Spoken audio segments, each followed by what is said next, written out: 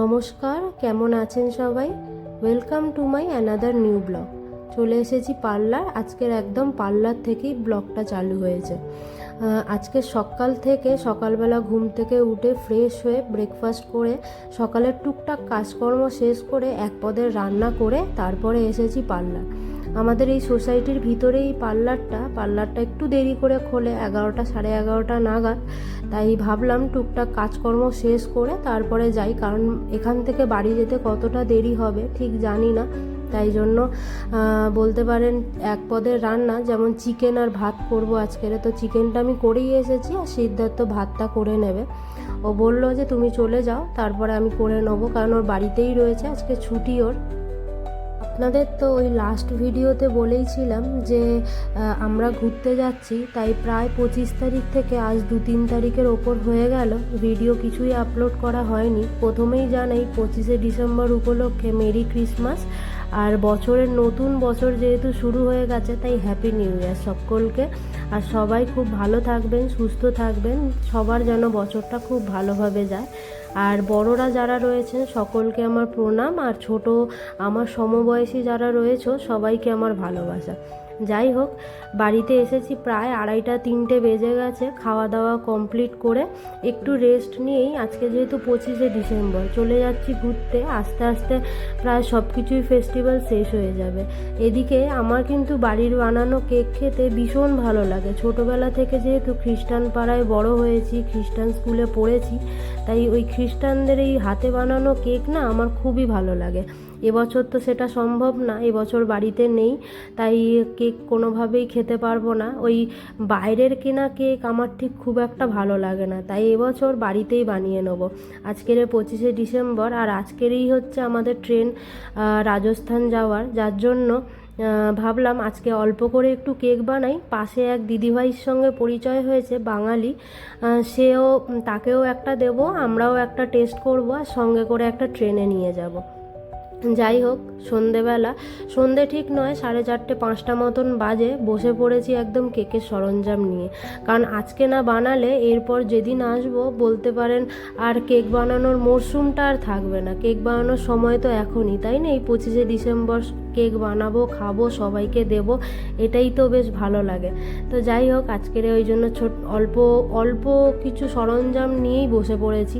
সেরম কিছু এক্সট্রা কিছু দিচ্ছি না, একদম ঘরোয়া জিনিস দিয়েই তৈরি করছি। টুকটাক জিনিস, কিছু ড্রাই ফ্রুটস যেরকম মোরব্বা, আর 2-1টা জিনিস ব্ল্যাক কিশমিশ, এইগুলো 2-1টা জিনিস কিনেছি, নইলে সবটাই বাড়ির। যাই হোক, আমি যেহেতু জানতাম যে কেমনভাবে তৈরি করে, আমি বললাম আগেই আপনাদেরকে যে আমি খ্রিস্টান পাড়ায় থেকেছি, খ্রিস্টান স্কুলে পড়েছি, তো ওখানের আমাদের আশেপাশের পুরো পরিবেশটাই খ্রিস্টানদের বিভিন্ন নিয়ম কানুন দেখে বড় হয়েছি, আর আমি প্রত্যেকটা কিছু জানিও, যার জন্য আমি কেক কেমনভাবে তৈরি হয় সেটাও আমি খুব ভালো মতনই জানি।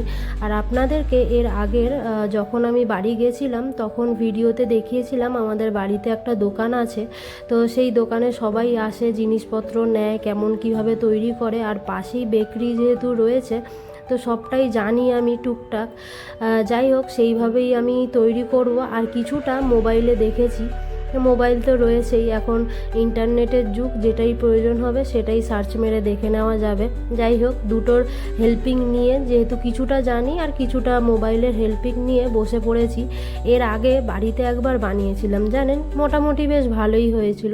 সেইবারেও বানিয়েছিলাম চকলেট কেক, আর এবারেও ভাবলাম চকলেট কেকই বানাই। চকলেট কেক বলতে ওই একটা 100 টাকা দামের ডেইরি মিল্ক কিনে সেটাকে একটু হালকা গ্যাসের মধ্যে অল্প একটু জল দিয়ে না ঘাঁটলেই পুরো একদম তরল হয়ে যাবে।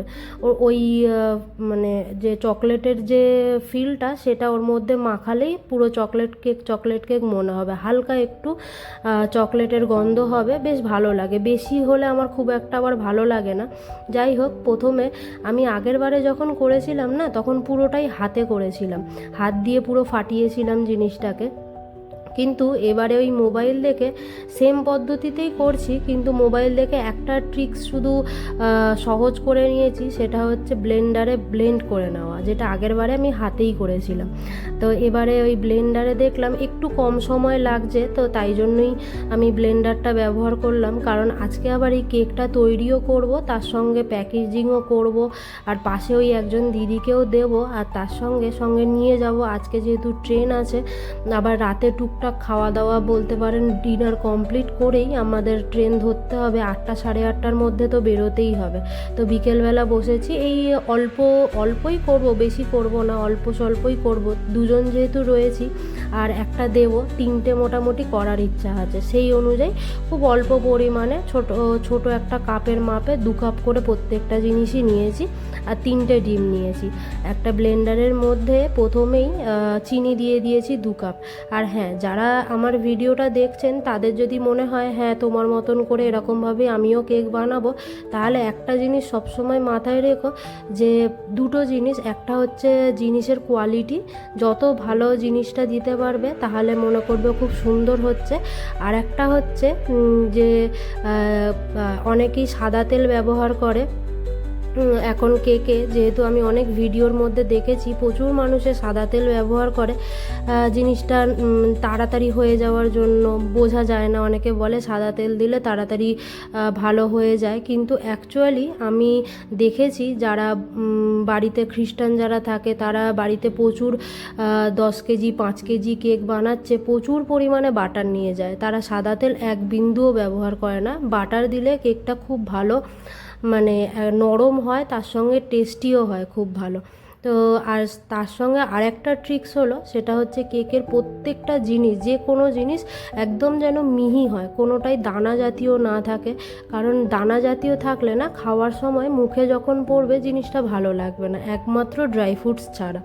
যাই হোক, বুঝাতে পারলাম হয়তো। তারপর বাদবাকি কি করছি না করছি পুরোটাই তোমরা প্রসেসিং দেখতে পাচ্ছ। প্রথমেই একটা ব্লেন্ডারের মধ্যে 2 কাপ মতন চিনি নিয়ে ব্লেন্ড করেছি, 3-4 মিনিট মতন করে প্রত্যেকটাই ব্লেন্ড করতে হবে তোমাকে।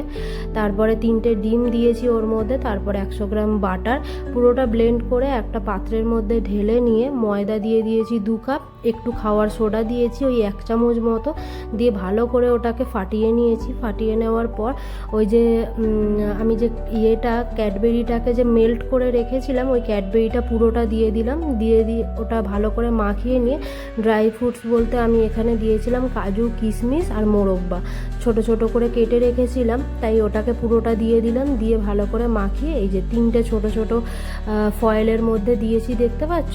আর আমি আগের বারে যেমনভাবেই তৈরি করেছি এবারও সেম পদ্ধতিতেই তৈরি করছি। প্রেসার কুকারের মধ্যে বেশ কিছুটা বালি নিয়ে সেটাকে প্রথমে বেশ 10-15 মিনিট আগেই গ্যাসে বসিয়ে দিতে হবে। দিলে ভালো মতন বালিটা গরম হয়ে যাবে। তার উপরে কিছু একটা যে কোনো স্টিলের পাত্র বসিয়ে বা যেটা স্ট্যান্ড, যে কোনো স্ট্যান্ড বসিয়ে, রান্নাঘরে যেসব জিনিস গরম জিনিস রাখার জন্য যেসব স্ট্যান্ড থাকে সেই সব স্ট্যান্ড বসিয়ে ওর উপরে যে কেকের ফয়েলটাকে বসিয়ে ঢাকা দিয়ে দিতে হবে। নর্মাল যে কোনো ঢাকা দিয়ে দিতে পারো। এবার ধীরে ধীরে ধীরে ধীরে হতে থাকবে। এটা হতে প্রসেসিং পুরোটা কমপ্লিট হতে প্রায় 1-1.5 ঘন্টার ওপরে। মাঝখানে আমি আবার গিয়ে সন্ধে দিয়ে আসলাম। ও হ্যাঁ, দুটো জিনিস বলতে ভুলে গেছি, এক হচ্ছে ভ্যানিলা এসেন্স আর একটা হচ্ছে জাইফলের গুঁড়ো। এই দুটোও দিয়েছি। জাইফলের গুঁড়ো আমি বেশ 4-5টা ভিডিও দেখেছি, কোনো ভিডিওতেই কেকের মধ্যে জাইফলের গুঁড়োটা দেয় না, কিন্তু এটা আমি জানি যে জাইফলের গুঁড়ো দিলে সেটাতেও টেস্ট খুব ইনহ্যান্স করে আর খুব ভালো হয়। যেটা খ্রিস্টানরা যেভাবে কেক বানায় সেই পদ্ধতিতেই আমি কেকটা বানিয়েছি। ওরা বাটারের পরিমাণ আরও একটু বেশি দেয়, আমার এই কেকে বাটারটা একটু কম হয়ে গেছে। অ্যাকচুয়ালি আমাদের পাশেই বেকারি রয়েছে, সেখান থেকে এক ধরনের মাপ নিয়ে আসে যে কেকের জন্য কি কত পরিমাণ লাগবে। তো আমি সেই মাপটা না পুরো প্রপারলি ধরতে পারিনি, তো বাটারটা আরেকটু বেশি হলে হয়তো আরেকটু জিনিসটা ভালো হতো, কিন্তু আমি 100 গ্রাম দিয়েছি, সেখানে হয়তো 200 গ্রাম বাটার দিলে আরও ভালো হতো। কিন্তু আদারওয়াইজ পুরো কেকটা নরমও হয়েছে, খুব সুন্দর হয়েছে। আপনারা সবাই দেখুন, আমি কাটছি আর আপনাদেরকে হাতে তুলে দেখাচ্ছিও কেমন হয়েছে। আপনারা দেখে হয়তো বুঝতে পারবেন, খাওয়াতে তো পারবো না, কিন্তু আপনারা দেখে একটু বোঝার চেষ্টা করলেও করতে পারেন, কারণ যদি শক্ত হয় কেকটা সেটা এমনি দেখলেও বোঝা যায় যে শক্ত হয়েছে কেকটা। এটা অনেক নরম হয়েছে, খেতে এমনি ভালো হয়েছে, টেস্ট ওয়াইজ খুবই ভালো হয়েছে। চিনি একদম মিষ্টি যে ভাবটা একদম ব্যালেন্স হয়েছে, সবটাই ঠিক আছে, কিন্তু একটু বাটারের পরিমাণটা আর একটু বেশি দিলে হয়তো ভালো হতো। যাই হোক, মোটামুটি বাজে এখন 7টা সাড়ে 7টার মতো, জানেন তো। আমি এদিকে তাড়াহুড়োও করছি, ওদিকে গাছগুলোতে জল দিচ্ছি, তারপরে ওইদিকে সব পর্দাগুলো নামিয়ে দিয়েছি, 3টে ঘরেরই পর্দা নামিয়ে দিয়েছি। তারপর এদিকে গাছগুলো প্রায় 10 দিন মতন থাকবো না। আগের বারে আপনাদেরকে তো সেই ভিডিওগুলো দেখালামই যে দুর্গাপুজোর পর এসে গাছগুলোর অবস্থা কি হয়েছিল। তার মধ্যে আমার খুব খারাপ লেগেছে, আমার প্রিয় একটা গাছ মরে গেছে, সেই টুনি গাছ মনে আছে, লাল লাল ফুল হতো, আর তার সঙ্গে তুলসী গাছ। বাদবাকি গাছগুলো ঝিমিয়ে গেছিলো, কিন্তু মোটামুটি একটু ছিল। তাই এবারেও আমি মোটামুটি ভয়ে ভয়েই যাচ্ছি, বেশি বেশি করে জল দিয়ে যাচ্ছি। অবশ্য এবারের দিনটা কম, 10 দিনের মধ্যে আবার চলে আসবো। যাই হোক, খাওয়া দাওয়া করে নিলাম, ডিমের ঝোল ভাত, দুজন মিলে খাওয়া দাওয়া কমপ্লিট করে নিয়েছি। নিচে এবার ওলা আসছে, আমরা রেডি হয়েই পড়েছি। দেখতে পাচ্ছেন সারা রাতের জার্নি। কালকেরে একদম দেখা হবে রাজস্থানে, ওখানকার স্টেশনে একদম দেখা হবে। আজকেরে এখানে প্রায় বাজে এখন 8টা মতন, তো 8টা 10-15 বেজে গেছে। আমাদের এখানে হয়েছে 2টো লাগেজ, একটা বড় ট্রলি আর একটা ব্যাগ, আর সঙ্গে সিদ্ধার্থ বুকে একটা ক্যারি ব্যাগটা নিয়েছে।